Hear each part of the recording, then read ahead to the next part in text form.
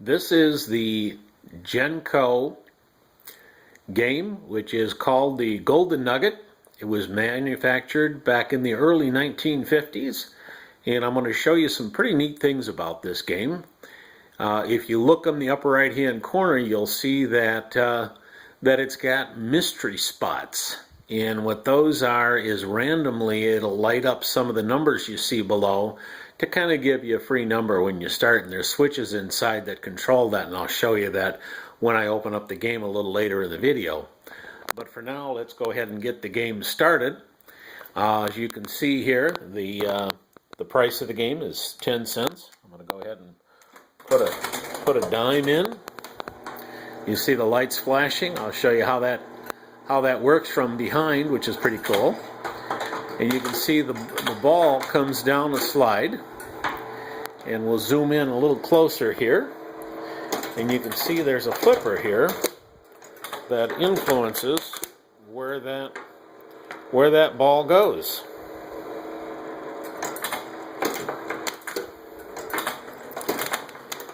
So now the object of the game is to get at least 1, 2, and 3 of the green or the red, and you can see how many replays you get for getting those sequences. If you get all of the red or the green lit on the first coin, you get 100 extra points. If you get all 10 lit, the red and the green, you get 400 extra points. Now the thing that's kind of cool about this game too is the extra ball here. So let's say if you were pretty close to winning some extra games and you thought, well, maybe if I got an extra ball, I might be able to win some games. Well, each extra ball is going to cost you 10 cents. So you get 6 balls for the first time, and every ball after that you can go up to 6 extra balls. So you could easily wind up spending 70 cents on one game instead of a dime, which was quite a money maker back in the day of this game. So I'm going to go ahead and open up the cover of the game, and the front. Just take the balls out so nothing falls out. The front of the game pops down, and I'm going to go ahead and put another dime in to start the game back up again.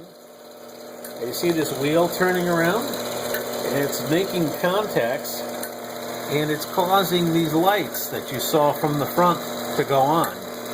I also mentioned those mystery spots to you. I'm going to go ahead and simulate balls coming through here to get this to stop. These switches here control whether those mystery spots come on or not. This comes complete with instructions on a schematic, so you can see exactly what's going on. But you can see that everything in here is just relays, switches, and contacts. There is not a integrated circuit, a transistor, vacuum tube, none of that in here. This is a very interesting technology. There's the conveyor belt that brings the balls up to the slide. There's your bell, which we'll hear in a little bit, that indicates when you've won a game. Now we're going to go ahead and bring the lower portion of the game down, and you can see there's quite a bit to it there. Here's the relays, and these relays, you'll see some of these relays close as I simulate ball coming down the slide here. You may see those relays moving a little bit in there, and so everything is labeled.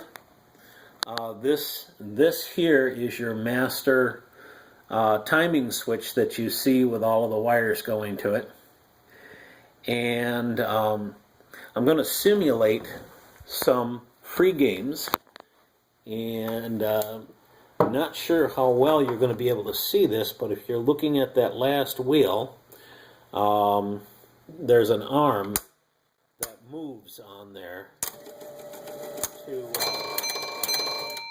count the games, and you hear the bell. There's 2 more free games being won. This, again, that goes around, controls the timing. We've got some other relays in here and so forth. Big coin box, so you can get lots of dimes in there. Again, everything works. There's even a game counter on there. You can see that there's been quite a few games played on this. There's actually a couple of counters in here, and the game is fully functional. It has a tilt mechanism in it, where if the game is jarred, it'll bring the game into a tilt mode. I'm going to go ahead and lift the top back up here, and if you look at the side here, you see these pins here. Those you can put in a different order to influence the way the balls drop down in the slots. It makes it very, very interesting. Again, everything is completely functional on the game. It's built very well. It's a really, really interesting and rare game. And thank you for watching this video.